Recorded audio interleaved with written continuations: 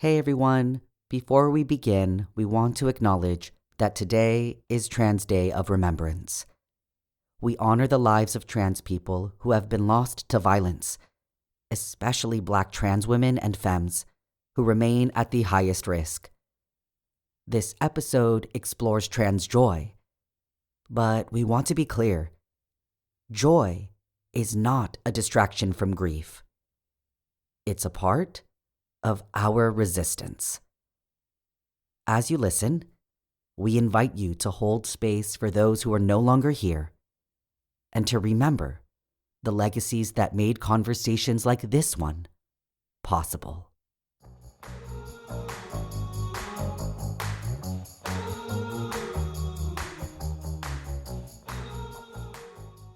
Hello, everyone. Welcome to In Full View, focusing on trans mascs in media, the podcast where we shine a light on the lack of transmasculine representation in entertainment.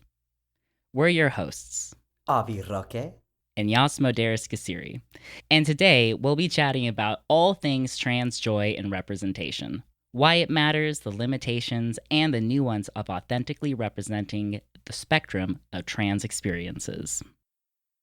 Now that we got through the intro, which took 2 minutes and 4 takes, my goodness. Nice.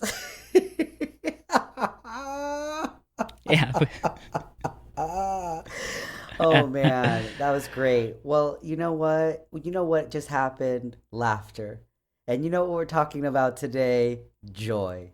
So, a little laughter really is, I think, medicine for the soul. But I know right now we're going to talk about trans joy, which this is a little aside. I was trying to figure out where trans joy as a phrase originated, because I'll be honest, I feel like before trans joy, I think I was hearing more about like black joy or like black boy joy. And so totally different,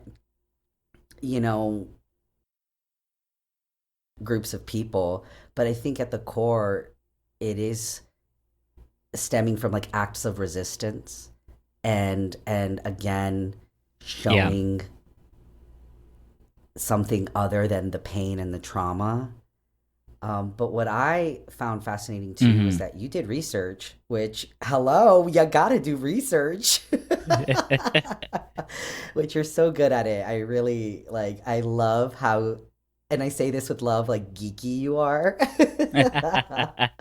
with all this stuff. But I don't know, I feel like I would love to hear more about some of your findings, like with this article that you found, Embracing Minority Joy, Positive Experiences of Trans and Non-Binary Identities. Yeah, so that article is from ResearchGate. It's 2025, so it's a newer study, which is cool that there's actually studies being done on trans people. I was talking to someone about my singing journey and how like my singing teacher has been helping me, and they asked like, oh, do they specialize in trans voices? I'm like, now they do, like, because, and someone was like, oh, I'm sure there's like tons of stuff out there, and I was like, no, she had to do all this digging and research into it. But basically what the article, and I suggest reading it if you want like a really great in-depth breakdown of this article that I'm gonna just summarize in a sentence. But it argues that joy isn't the absence of struggle, but it is an act of resistance and affirmation, like you were saying. So I'm not surprised that you were finding parallels, because I mean, so much I feel like of trans culture comes from the Black BIPOC community, like with the balls, and then that bleeds into, I feel like, our community, and then eventually gets appropriated by pop culture. Right. Of course. The intersectionalities, and that makes sense. Yeah. Black, brown, queer, trans, joy. Exactly, yeah. And I think it's about, like you said, like reclaiming our identity and our stories. So I think especially for transmasculine people, that joy is not really seen because we're not really seen. Like this, especially in entertainment, like thankfully there's a lot of influencers out there, really, and people doing the work. But when it comes to like actual entertainment and media, because we're left out of the conversation, we don't even get opportunities to see trans joy, right? We have the infamous Boys Don't Cry which we hear all the time on the panel. Luckily, that hasn't come up on the panel in a minute when we talk about representation. But I think, especially for transmasculine people, it's about challenging our invisibility. And it helps to remind people that we don't have to live in crisis. Right. Which is what I said earlier. There's more to. We're full human beings. And like any human being, we have moments, yes, of crisis. We have our moments, sure, of trauma. However, we also have moments of celebration and joy and love. And I just feel like that is important to show all of that, not just isolate and focus on the pain and the suffering. Yeah, I agree. And I think too, like, because when I think of joy, I think it also, one thing that is helpful is to remember, I think joy looks different on different people. Because, like, when I had top surgery, I was, of course, doing research and finding videos. And there is the videos of people, like, once they woke up from surgery or when they first took off their ace bandages, they saw their chest and they welled up and they had all this amazing emotion. And I did not have that. I am disgusted by medical things. You were grossed out.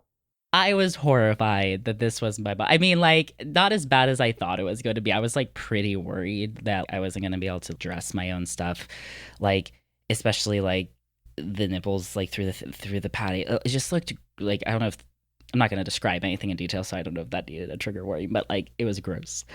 And also, it was a stage of healing, right? Like, it's not the final product. I also hadn't been on testosterone very long, which was something I needed for me to feel whole with myself. So it didn't have, like, it's not like you have surgery, you wake up with, like, pecs like The Rock, right? And so I think I actually kind of got in my head a little bit of like, shouldn't I be happier? But like, I also just was recovering from surgery, which sucks and is kind of exhausting. Especially for me, was the drains, like underneath the ace bandage going into my rib cage. That's what really hurt me. And I didn't experience my joy until I walked around shirtless for the first time in public, which was almost like, I had it in August of whatever year. And then I was going to Hawaii for my birthday in February. So, like, before I went to Hawaii, I wanted to walk around shirtless and not have my first time be at the beach around people and feeling the wind on my chest. That's when I got teary, like feeling the water against my skin. And so I can be an animated person, but I also think I am a chiller person. And so I think joy can look differently and come at different stages. But I know I got a little in my head about it too. Like, oh, I'm supposed to be happier. Like, the weight of the dysphoria was, not to be punny, but off my chest. But I didn't have this, like, oh my God, I'm having the huge reaction for social media moment. And like, it just didn't happen. Right. And there's nothing wrong with that. Yeah. And I think before we segue, because that kind of does segue into the limitations of only showing trans joy, I'm curious what trans joy looks like for you. Yeah. I mean, I feel like just listening to your story, I feel like I can't help but be like, yeah, I feel like a lot of choices that I was making for my own personal transition were ones that I know it was like necessity, but also I remember the first time I took the shot at the Howard Brown Center in Chicago, which is like one of the LGBT centers in Chicago, and a nurse walked me through it, and I was so nervous, and I microdosed, so I started very low and then gradually increased over time. But I remember like how she actually filmed it for me. So I have the video somewhere still. And she filmed it for me, and I just remember being so giddy and excited just in like that one action in that one moment. Like that was a big exciting thing for me. I feel like another one was when I changed my name and legally got to do that. And then I think top surgery, you're right. It was like top surgery was the last thing for me. So I socially transitioned first, where I changed my name and pronouns. And then I began hormone replacement therapy. And then I got top surgery. And the top surgery moment was really, I get that. Like, you literally just had this invasive surgery. You were under anesthesia. Like, hello. And I remember being so out of it, like wheeling me out in the Yeah. wheelchair. I was very fortunate. My mom came uh, to Chicago Oh, to nice. stay with me and take care of Mm. me for a week. But here's what was beautiful, like a scene out of a movie. They roll me out of the hospital, butterflies. I swear, a flock of butterflies just flying around by the fountain out in their main like courtyard area. And I was like, wow. Those butterflies were hired actors. They're just I, waiting for a trans person. yeah, literally. Exactly. That's hilarious. But yeah, but I mean like those were trans things, I'm sorry, joyful things just through my own transition. But I think joy now in trans joy is really about just me getting to live my life and be myself unapologetically, openly, and freely. Yeah. I I think that's a really I laugh because for my shot, I was very like I think approaching the trans joy moment of like even getting welly teary, and then they're like, "Oh, you're doing the shot yourself," and I was like, "What?" I was like, "What do you mean?" I'm like, "Now I have to do medicine, like science now." Like I think it kind of snapped me out of it, and I think something too with a lot of I feel like a lot of times there's like a lot of buildup and then you have to wait, right? Like I went through the letter writing, all that for my like top surgery, and then you have to wait. You have to wait for the referral and everything, get your surgery date. You take T. I also started with microdosing. You have to wait. Like, so there's a lot of like hurry up and wait kind of like acting, I guess. But I think it's such a great thing that you brought up now is how trans joy is different because I was talking to some people, masc and femme, about how like people don't really tell you about how the trans joy or like the intense gender euphoria starts to wear off because it becomes just your normal life, which is like, at least for me, that's like the point is for this to be normal. Because I remember like the first time I wore one of these like undershirts post top surgery, like that was really euphoric. Now I wear these to rehearsal all the time, and I think that was the thing of like the surgery wasn't necessarily the joy, like relief and yes, but the outcomes. Like I could start wearing stuff I wanted to or etc. But over time, this becomes your new normal, right? It's like after, and it makes sense, right? I'm sure for people who have been T for like 10 years, if they shave, the first couple times you're like, oh my God, but after 10 years, you're like, this is just who I am. Right. It's just part of life. And I think it's maybe like those bigger milestones. I'm trying to think of like what recently has been something with trans joy because I think, and we've talked about it on the podcast, but on the panel, we always talk about like, what would you like to see? And it's a trans person just living their everyday life, not going through the coming out or the transition story.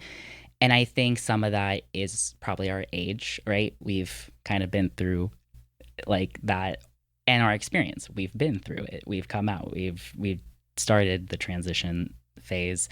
But I'm trying to think of like what recently has been. I mean, there's like I guess in the show I'm in now, there's like a partner dance one, and like I'm like, ooh, this is nice. Like I've always wanted to do this, but never felt comfortable in the wrong body.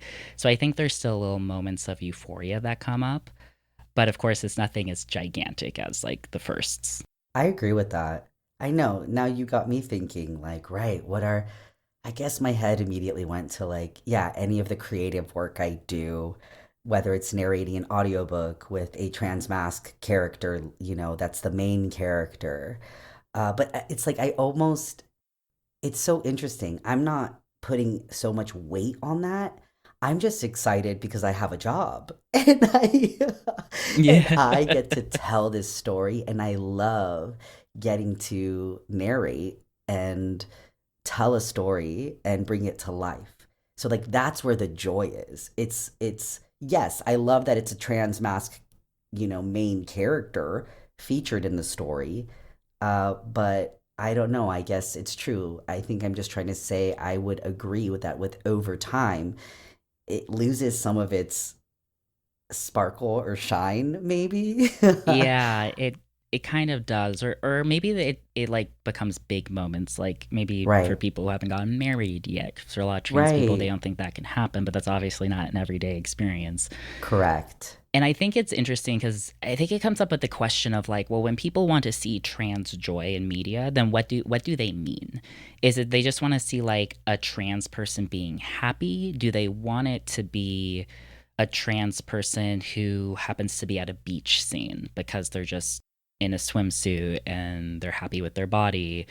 So I think it would be a question of like, well, then what do people mean exactly when they mean trans joy? Right. How does it translate to media and the consumption of media, whether it's a book, comics, TV, film? What does it look like? Well, I think it can look, as we just said, many ways. I know for me, I think there is something about take any movie that exists, but change typically the cis person to be trans, especially like in a lead role. And like, why can't that be the movie now? Right. I think my question would be to like, I always do this ADHD jumping around topics, is one could argue that, right? Take out any cis person and exchange them for a trans person. But I was once telling somebody about an idea I had for a horror film that was going to kind of center around like a trans experience, like in the sense of it happens to take place at a maniversary, right? Celebrating that. And so it's not, the horror was just going to be like any horror, it just happens to people, right? Like for whatever reason, the psychopaths choose you. And it wasn't going to be trans related. And I don't think in my head I was like, this isn't dealing with trans trauma. No one's getting kicked out, no one's getting disowned, they're not losing access to healthcare, they're not being specifically attacked because they're trans. It just so happens to be a trans person in a horror film. And I got met with, aren't trans people victimized enough in real life? Why put a trans person in a horror movie? And I think that's something that really made me pause and think about this push for trans joy, is that there are people who like live and breathe horror. And I don't mean just like fans, but filmmakers. There are people like this is what they do. Like I don't know if Jason Blumhouse has done anything else but horror. Maybe he has. Big fan, Jason. So sorry if I took your resume down to like one genre. But when you see Blumhouse, you expect a type of movie, right? And so can he? Well, actually, Blumhouse did They Slash Them, but is that not okay? That they, as a horror like god, for lack of a better word, in the industry, can they not do something with trans people just because that there's no joy in it? Like, or it's not enough joy. Like, if the trans person survives, does it count? Does it not count? So I'm rambling now, but I guess my question then becomes, if there's such a push for trans joy, are we not allowed to tell other genres? Like, can we not be in certain genre pieces? Right. I mean, I would challenge that to say that's not true. Like, I feel like the issue becomes just what's out there. I think it's like the majority of trans content out there, masculine content, is one of pain, suffering, coming out, trauma. So maybe I can kind of understand where that person was coming from, of like, why put more of that out there? But also, what you're saying is the world is horror, the story is thriller, and the character, it just happens to be trans, right? Yeah, exactly. Because this that could be taken into any genre. Like, let's say it's just a family genre, and the person's parent is sick, and maybe there's zero issues around being trans. Like, there's no storyline around you never accepted me and I don't have the chance. Maybe it's just literally this is a child who has a good relationship with their parent. And in some ways, it can almost be harder because their parent was affirming and supportive, that they're losing like their biggest advocate, which could be for anybody of any experience. For a lot of people, a parent, like a death of a parent is like, knock on wood somewhere, dear God, I haven't lost a parent. But it doesn't like matter your identity. It matters your relationship with the person. Correct. Yes. That's not trans trauma, technically. It's trauma. No, it's just Trump. It's what, like you said, anyone that has a strong connection or relationship to a parental figure will or can experience that, the loss of a parent, right? So I don't know. Yeah, I feel like trans mask people can exist in horror and in that genre. I just feel like, yeah, you don't want to make the horror thing about like the transness, I guess. Yeah, yeah, and I think there's a the line which I guess then it's also and for anyone listening who's a writer and you're like, oh my God, I have a script. Damn it, now I can't. We're just talking about a topic and we're trying to play devil's advocate on both sides. Because for the people who have a script and you're like, oh my God, can I not write this now? I actually had a friend, we went to the trans mixer actually that Jack puts together. And it was everyone just kept talking trans joy. We need trans joy. And this friend had a script where the person happened to be trans and it was just a drama. It was like a serious thing. And he felt as a trans person, he's like, I can't do this now. Because it's one of those things where like, are people gonna support it? Are they gonna put money behind it? Because if we take a step back into the business side of stuff, one of the reasons I've shifted into like writing and wanting to do more horror, besides the fact I like blood and I realized my campy thing. I was like, oh, the horror comedy genre is my genre, which I didn't realize. But besides that, it's affordable, it's accessible. That's why a lot of people start in horror. And we're not exactly like a community oozing with the big bucks to make stuff. So then it kind of becomes an accessibility thing of, well, people want a rom com. Okay, that's probably a bit cheaper to make than like an action, right? Like it, I think family dramas are a little cheaper. You can make those for cheaper. So I think it then becomes of like, well, what do people want to see? What counts? And then do you write and produce only to appease what people want, or and put your own stories on the back burner because there's not enough trans representation? I think we need both. We need a balance. Like, we don't have a lot of trans joy stories and narratives out there, period. So we do need that. I will say that. Like, we do need those stories. Because I don't think they really exist fully in mainstream media.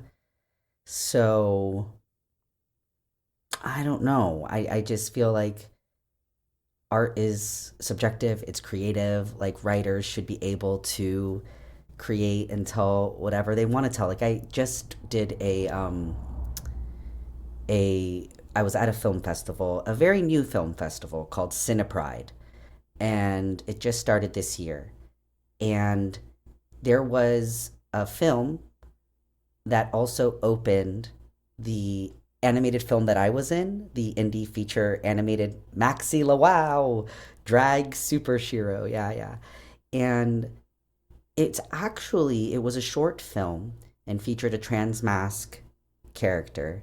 And it was giving like psychological like thriller, like some like kind of like very dark and moody, like some sexual tension between a young trans mask person and an older, like, I'm gonna say gay cis man. And so it was just like interesting to see that story and that short being told. And it was a short, so it's like definitely left me with wanting more. Like, I just was like, where is this gonna go? But I had no issues with it. Like, I just thought it was like a story again looking at the dynamics of a specific relationship, a relationship where there's a huge age gap. That's awesome. First of all, that's awesome that that's out there. Hopefully, maybe they'll get funding for a full thing movie. But yeah, I think it is kind of well, one thing that's hard is when it comes to the internet, there's not room for nuance, right? And I do think that people, granted, some of my experience have been in person with other trans people, If you all haven't, who are listening, haven't watched Disclosure, definitely highly recommend, because I do think there's a really big difference between, like, if you take like a procedural, like a medical drama, and there's a trans character who's a patient, that guest star role is going to be trauma, right? It's going to be traumatizing. But I feel like there's a difference between a trans guy going in and being like, I have cervical cancer, or my T levels are so high from too much testosterone that now I have breast cancer. And even though I had top surgery, just to make it like a crazy twist, there's a difference between that and him having, like, whatever crazy house disease, that fungus that they got on the plane. So I feel like there is that difference of, at least for me personally. I mean, maybe there are people who are like, no, I want to see the trans person who's the doctor, which is totally fair because that's also a series regular role.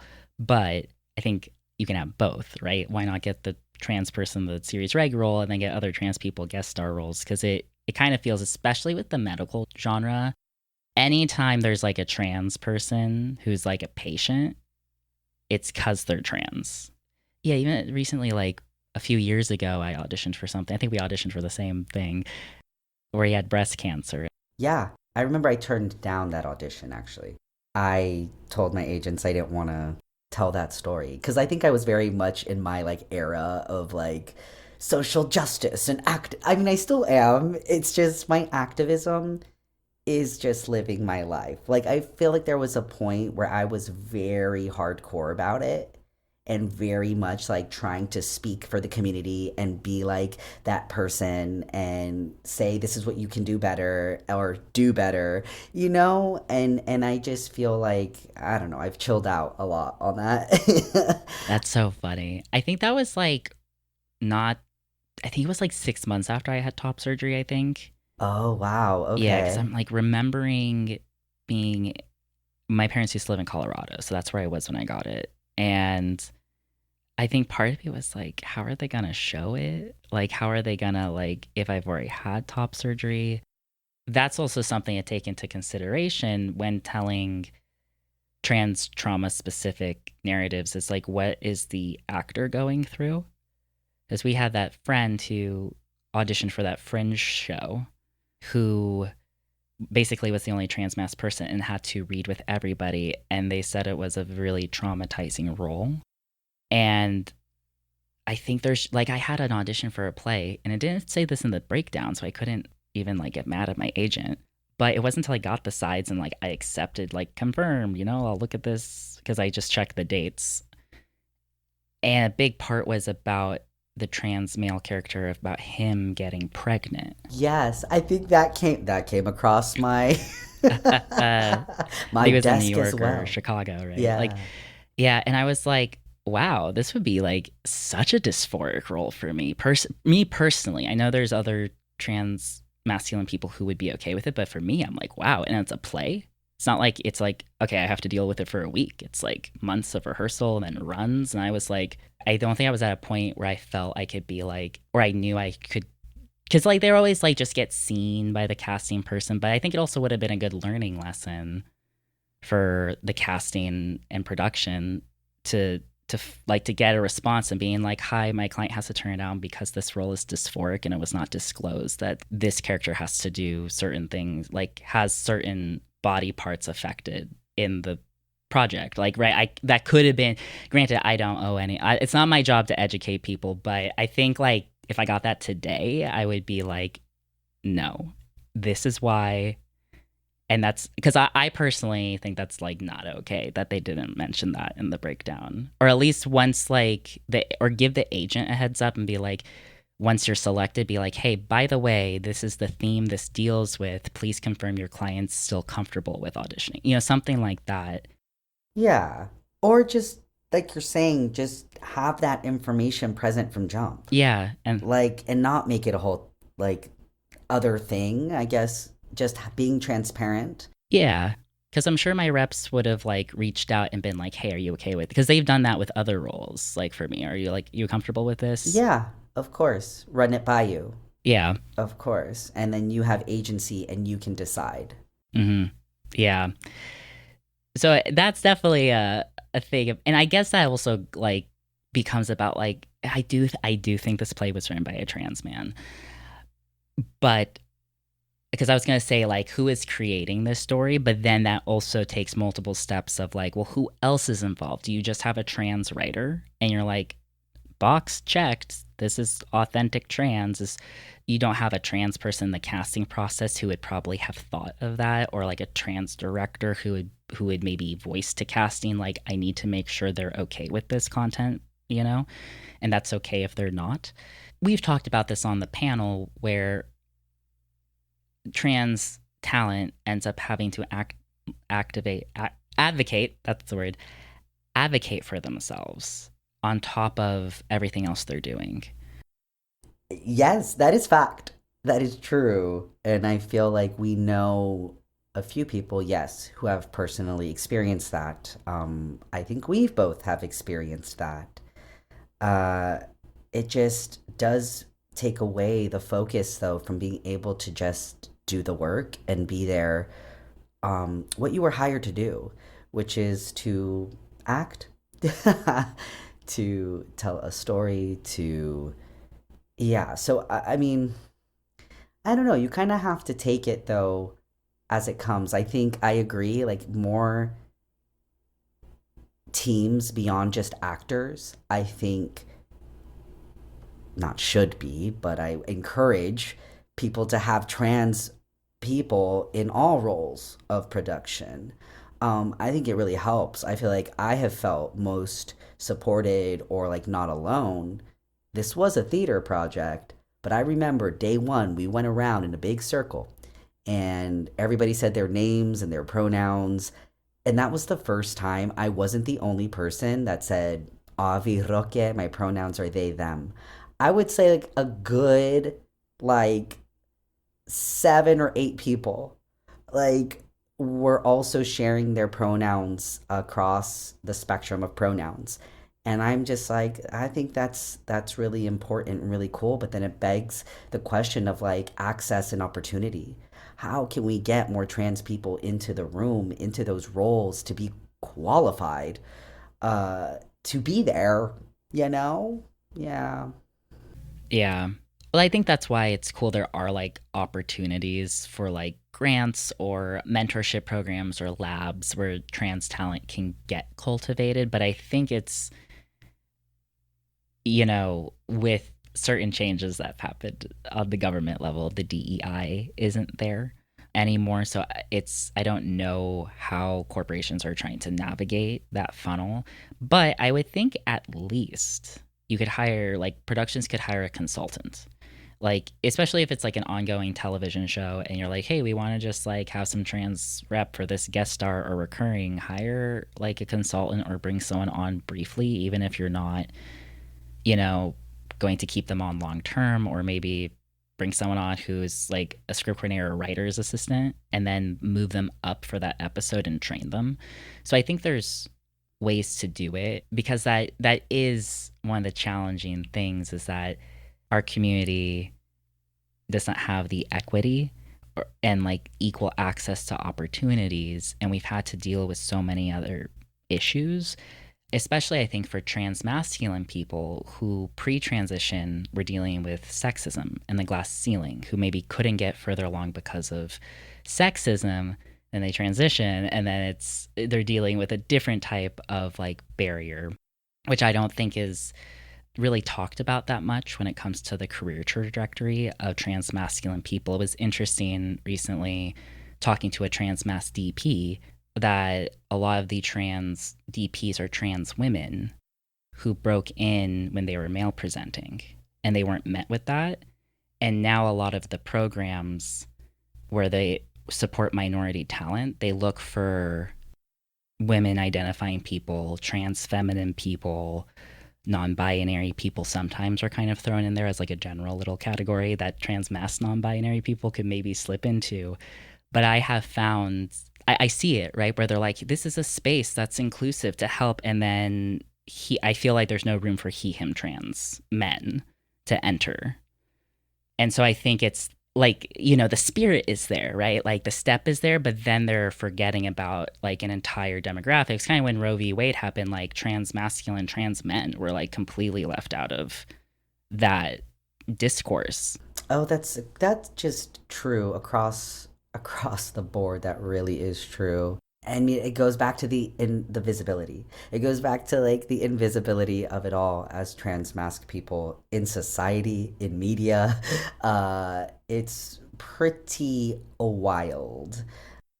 And then just kind of circling back and taking it back to trans joy, but the limits and the limitations of only showing trans joy, like if that was the choice. Again, here you are with your research. You found another article.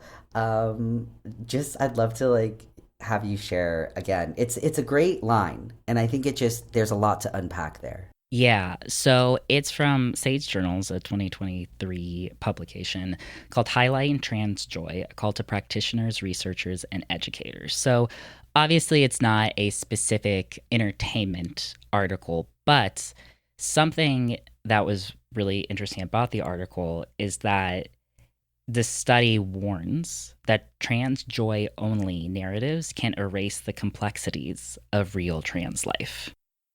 And so a question I had from reading that is, if we focus only on trans joy, are we unintentionally flattening out representation? And it kind of going back to my whole like, did I not have the right reaction to my top surgery reveal?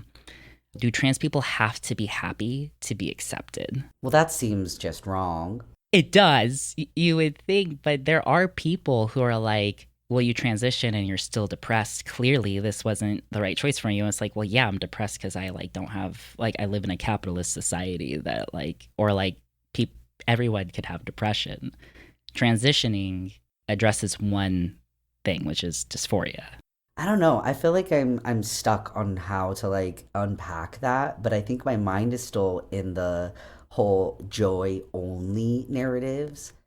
Like if we're only doing that, it is kind of there's an erasure that's happening of again all of the complexities and different multi like faceted things about being trans, but being a human. I think really what that is, it's like, I don't know. I know it's like we love to jump around, but again, my mind just always comes up to references or different things that I was like, I thought that was really cool. Again, it's another short film called Shot Day. It was basically him on the day that he takes his shot. And he's been doing this for years. This is not the first shot. This is not the second shot. This is not 1 week shot or the one, month shot. This is like years of doing this shot. And it was showing almost this kind of like, wow, I really don't want to do this today. Like, I really don't want to take this, like, inject myself with this needle today. And I'm having a hard time, even though this is something that I've done for years. It just felt so real. I don't know, only because I feel like I've experienced those moments of just being like, oh my goodness, okay. Or I forgot to take my shot. Or like, Yes, for gay. I remember when I first transitioned, I was like, how could anybody forget? This is so exciting. And now I have to, it's on my calendar. My shot day used to be, I think, a Wednesday. It's migrated to Friday, almost the weekend. I was like, I can't do it on the weekend. And I have to put my shot stuff out the night before, or I won't remember. I can't tell you how many times, like, I used to just have like a group chat with a couple guys that were like, did you do your shot today? It's so easy to forget. accountability. Yeah, you needed the reminders. But what that short film I think provided me was complexity of a real trans life. Yeah, I love that. First, I love that you're also seeing so many shorts because that was something we talked about with Brian, right? About how like the community of making our own content. So it's one, awesome to hear that people are doing that. And two, I agree. I think it needs to be like there needs to be complexity because I know we're like I'm referencing social. I used to be on social media and actually do stuff, so that's why. And I did it around the time of my transition, and I was doing updates. And I will say I forgot I did like a literally didn't know until later. I did a video right after surgery where I was still on like the anesthesia, and I was of course super like joyful.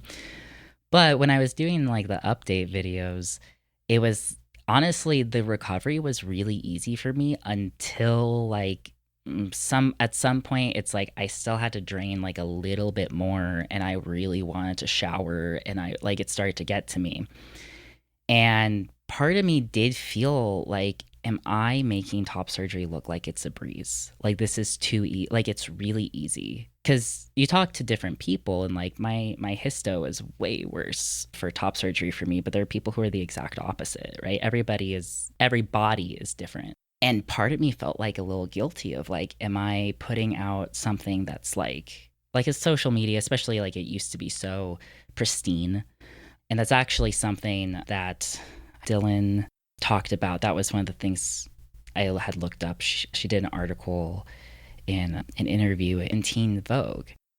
And that was something that she was getting called out for the fakeness of it. Like, you're not really happy or you're fake. And I can't remember who, if it was other trans people or if it was cis people being like not really happy, which is just also kind of a reminder. Like, it doesn't really matter what you put out, you will have critics. So you should just put out what you want to put out or create what you want to create. But I do think that there's something that's like really nice to be able to go to someone and be like, I'm having this struggle, and that person's having a similar struggle, and you could confide or get solutions of what worked for them.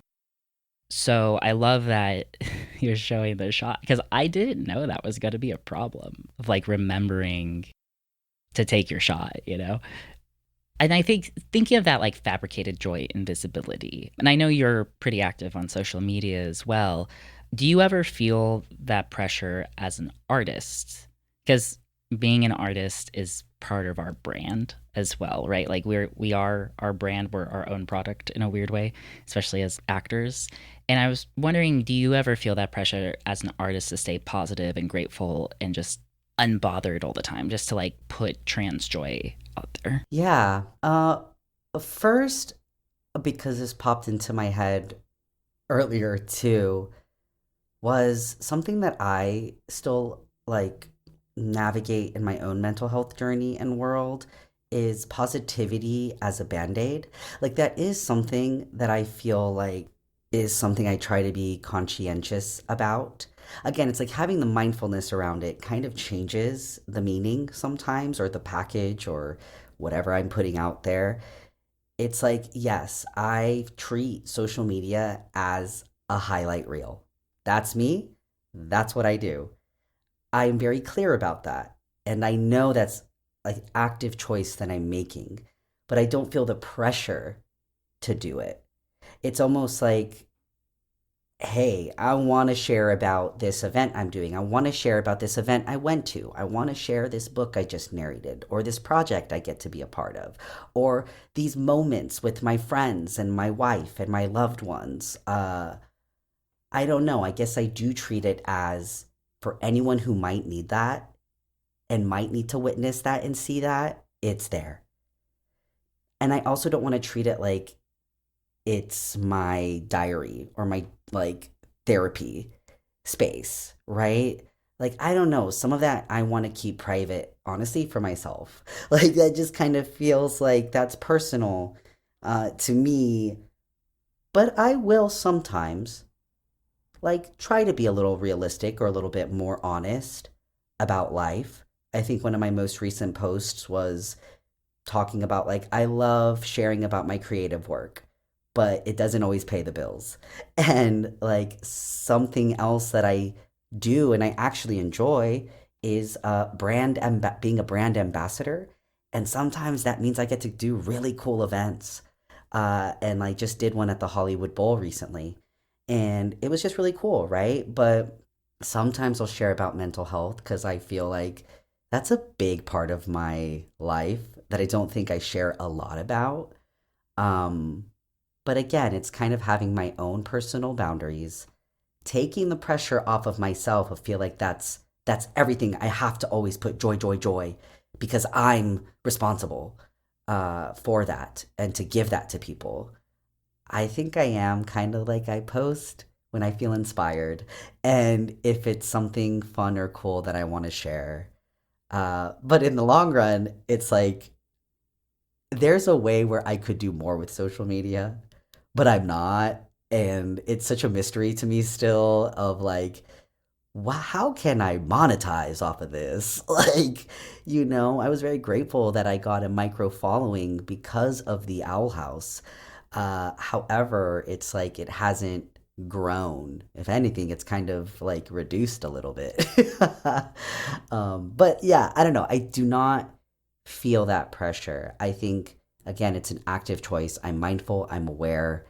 And yes, I do it because I do want to put positivity out there in case anyone needs that. I think you also bring up a really good point. And it's the difference between, I think, being a content creator online or slash influencer versus an actor, a writer, a director, etc.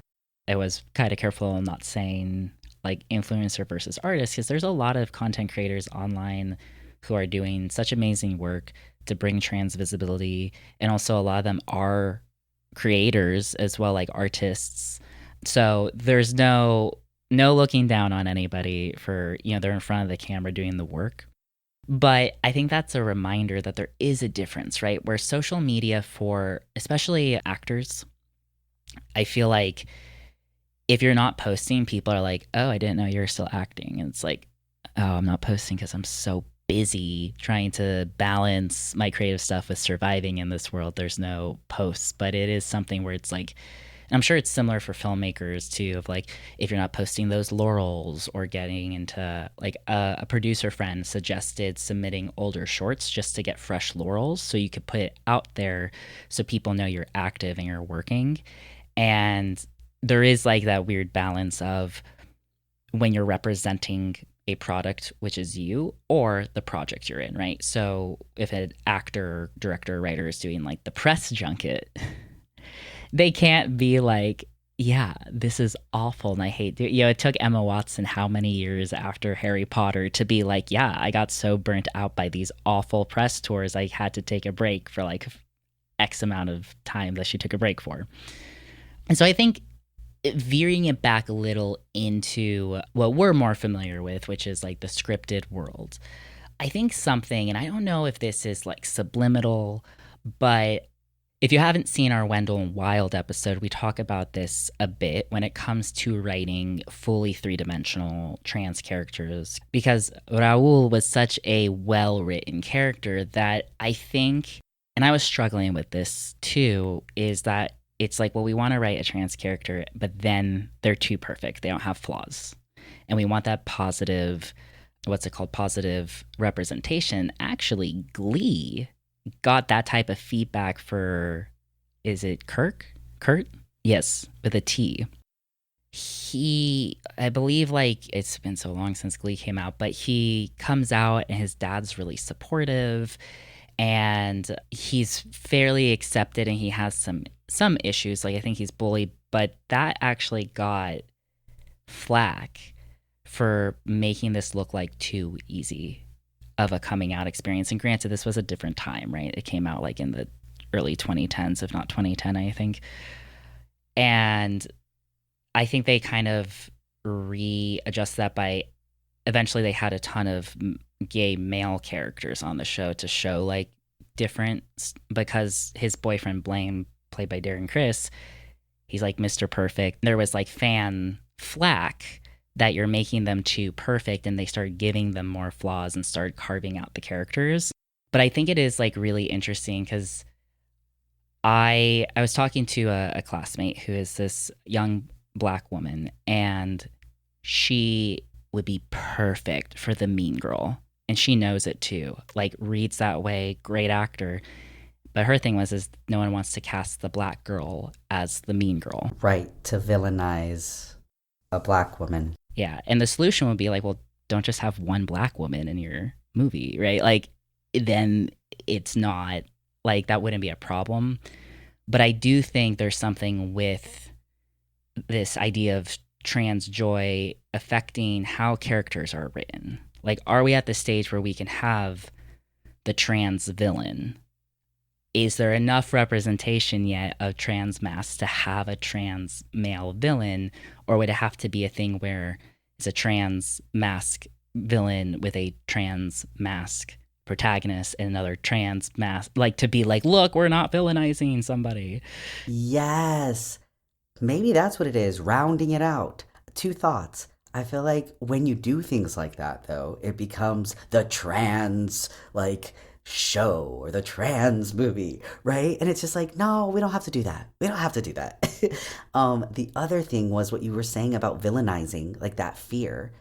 I literally like thought that because I would love to do more voice acting for animation but I think about the iconic villains of like Disney, like Jafar and Ursula, but like they were, I think, influenced or inspired by queer people, but they were the villains. But I'm like, I want to play a villain. Like, I want to do a juicy role like that, but is that going to be a problem? Will that be a problem? Right, because I think villains are so fun. Like, I got to play Officer Beryl in Urinetown recently. It was like so fun to play a villain. And I think it's, yeah, I know. I feel like that's almost like the symbol of like, is there enough rep? Is if we can have a villain. Because I think there's lots of actors who would like to play that. Or there might be actors who are like, that's what they play, right? Like, I can't. Separated. Yeah. Yeah. And also there's people like, I can't think of his name, but there's this one British dude who's like a villain in every single thing. That is his thing, and he's amazing at it. And like, there's probably some great trans actors who like villain is what they're good at, but can they get cast? Speaking of villains, though, what type of villain, if there wasn't this, like, oh no, would they be like, how dare the non-binary person is the villain? What type of villain would you like to play? Because I think there's a big range of like, oh, that's a bad person to like the Disney to like a complex, like we get why they're like a jerk. I mean, I'd be cool with like being the villain that comes in like a oogie boogie and just like comes in, has that song and then is out, and maybe gets defeated, that's fine. But I also think about villains that are more complex. Like everyone has a story and an origin story, and that's something very interesting to me. I even think about Batman as like the Dark Knight and like everything that like made him who he was and like his motives or reasons. But then like in terms of like I kind of want to do one that like is a little bit like a villain that's not a villain, but maybe like okay, just saw Silence of the Lambs, which is wild to be like I only now just saw it, but Anthony Hopkins, like wow, incredible performance, and I was like that would be like a role that I would totally like love to like bite into and do like something like that.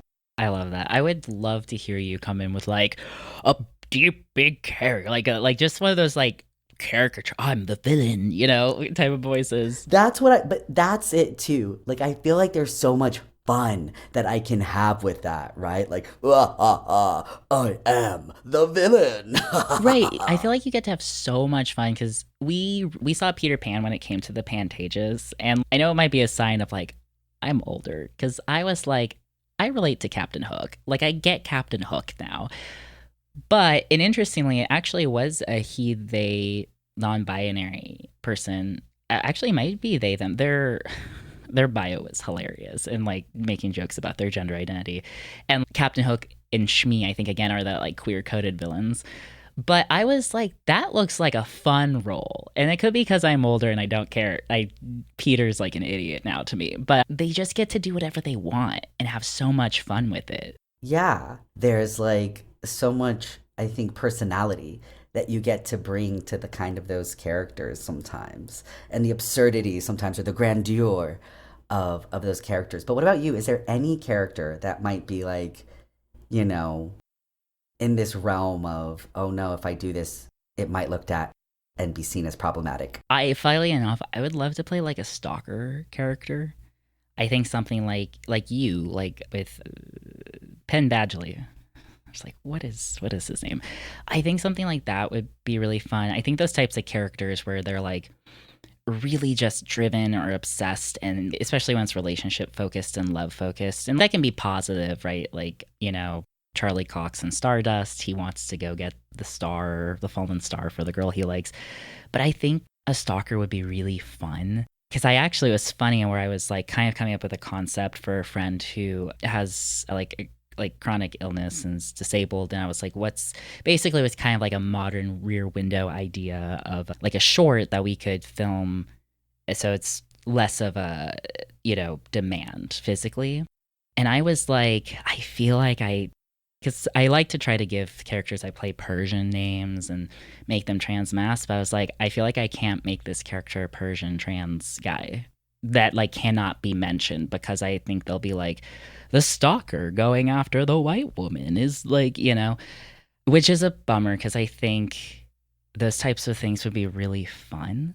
And there's also like, as an actor and a writer too, I really like stepping in the mind and experience of somebody else. Like, what is it like to be this person? I think a lot of actors have a lot of empathy because of that probably draws us to it. And so, like you said, exploring a serial killer. Like, I worked on a scene like that in a class and I had a great time.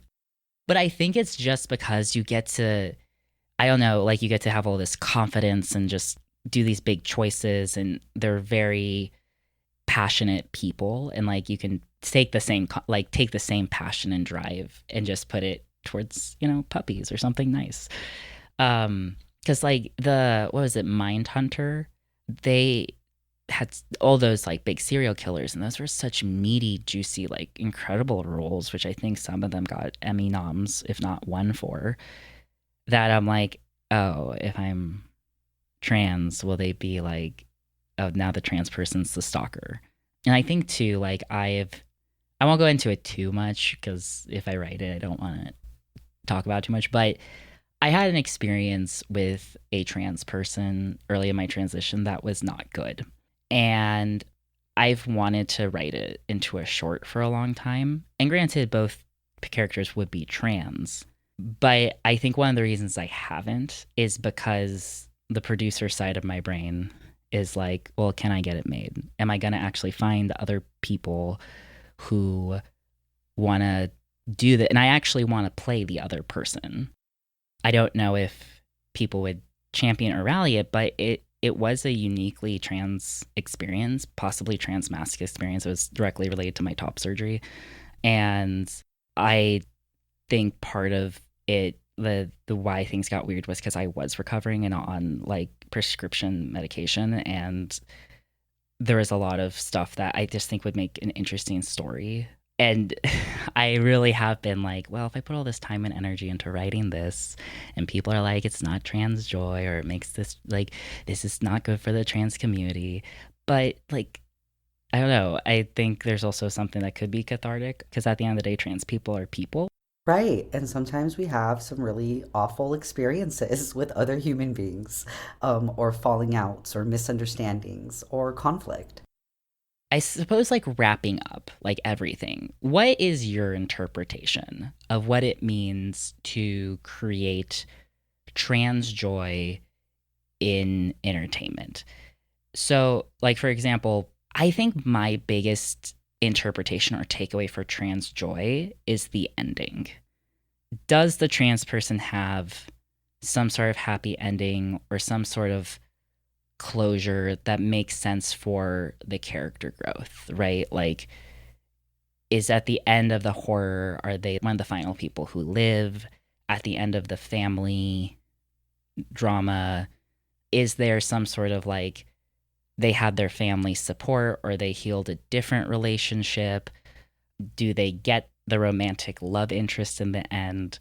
So I think for me, the end result of trans joy is the trans character winning in some way, even if it's not necessarily what we perceive. Like, for example, I don't think necessarily what we always think is the cookie cutter ending is the best. So there's that really big kind of blockbustery holiday movie with some lesbians. I was a lesbian when it came out. And like many people, I was kind of traumatized by it. And the reason is that the protagonist does end up with the girl. That should not have happened. That was not the win. They were like, we need to make it that the lesbian gets the girl and the relationship lasts because that's what we think is the correct ending. But the way she treated her girlfriend was terrible. And it would have been more powerful if the girlfriend walked away and she had a higher sense of self discovery, of learning from that and understanding to be true for herself. And they could have done like a 6 months later, they end up reconnecting thing. But what they did was what they thought was the correct, happy, joyful ending, which ended up ultimately not serving the story or the characters.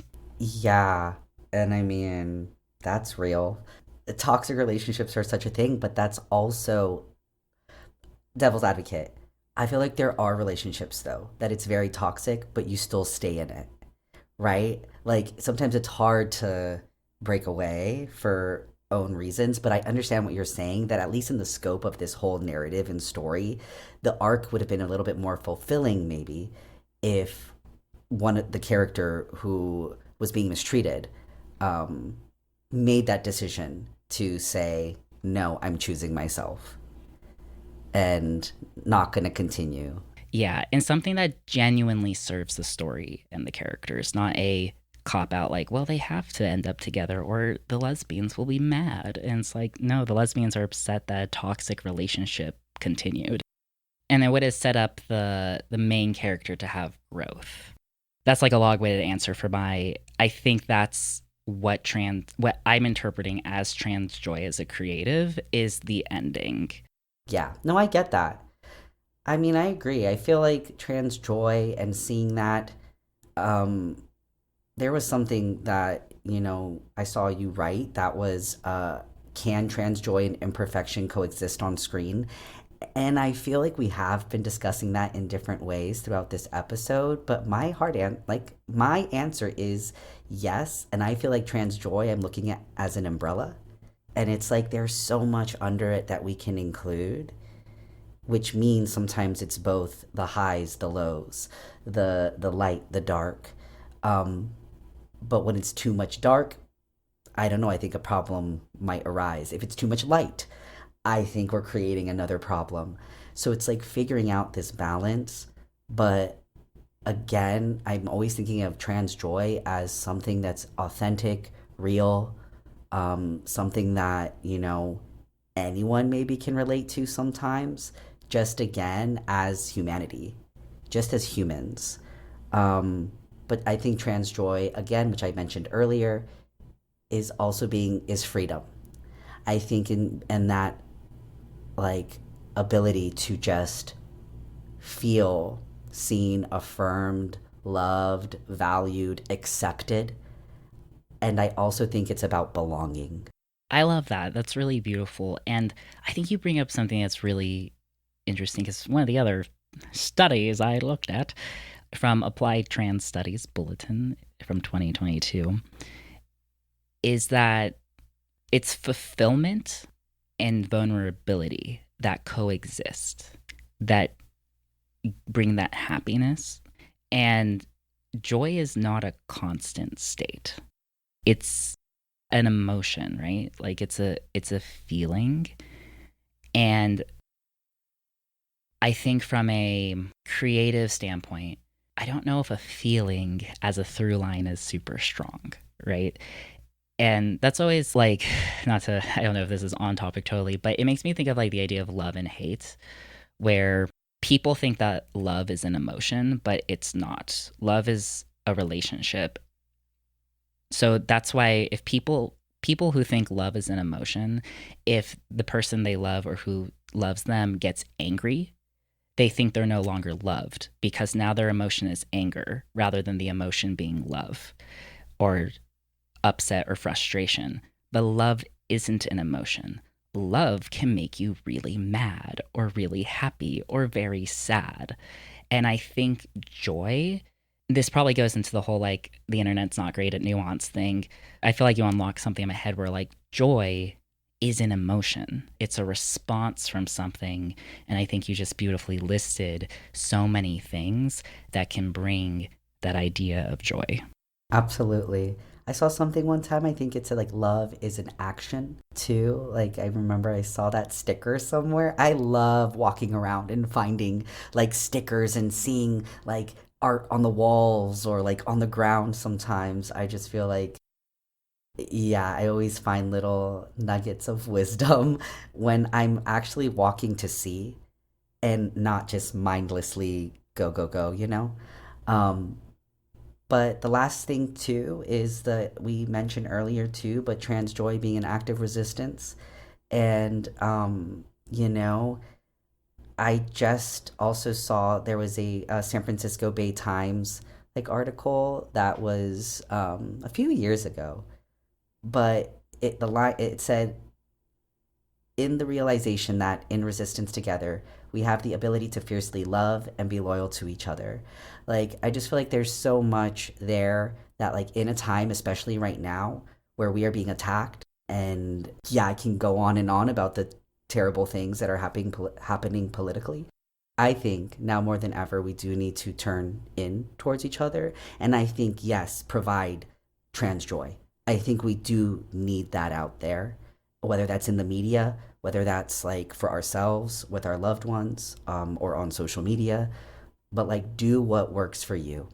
I think something that's really cool about the quote is I think it's kind of what we're, pondering is the act of resistance is creating an environment where trans joy is possible. And I think it's so because trans people, it's easy to access all the bad emotions, but to have the opportunity and the ability to feel the good emotions. And I think for the people listening who are probably writers or creators, or it's something I think that that could be the end result, like is trans joy. But I think it's like when crafting a story and the characters, maybe it's stepping back and making the world that they live in the environment in which trans joy is possible. And then inherently trans joy can naturally come into the story rather than the intention being trans joy, because then it becomes such a, like, that's an odd thesis for a script or a book or an acting choice to like be like the goal is trans joy versus creating a world and a situation or scenario where trans joy is the result. I love that so much.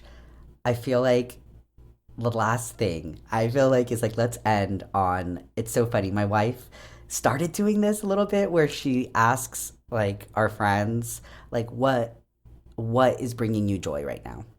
Right? And like, it's a little bit of what we ask our guests at the end about like happy memories. And sometimes it's recent, sometimes it's from years ago. But is there anything right now, Yas, that really is bringing you joy? The first thing that came into my head are pumpkin treats. I am with you 1000%. We went rogue with pumpkin treats in this house. I I'm so mad that in our society where we can have strawberries year round, we can't have pumpkin year round. I love pumpkin, and it's not just the appeal. Like that was the only pie I liked as a kid. Like I love pumpkin, so I am getting a lot of joy out of that right now. You know what? I'll share that with you. So that can be ours collectively. Pumpkin pie. I love a pumpkin waffle. Ooh, what's good is the Trader Joe's pumpkin spice like cake sheet thing they have. Delicious. Really All right, good. gotta go get it right now. See ya.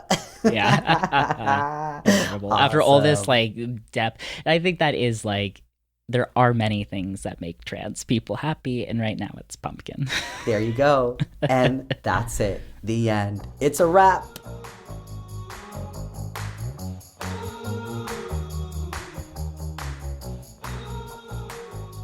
Next time on In Full View, we're sitting down with Maze Felix, actor, dancer, musician, and advocate.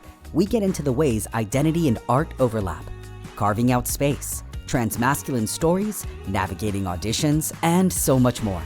Make sure you're subscribed to InfoView wherever you get your podcasts. And if you liked this episode, please rate and review us. See you next time.